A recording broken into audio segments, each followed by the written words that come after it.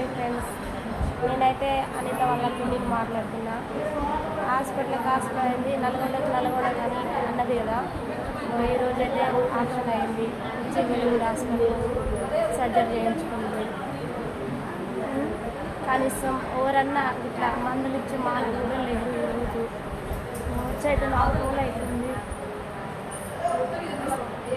ప్రతిదీ వీడియో తీసి అందులో పెడుతుంది, అది చూసి ఎవరు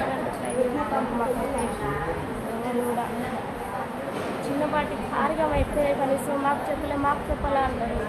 ఈరోజు ఒక్కొక్క వీడియో చూస్తున్నారు కానీ ఏమైందని కూడా ఫోన్ చేసే వాళ్ళు కూడా లేరు ఇక్కడ.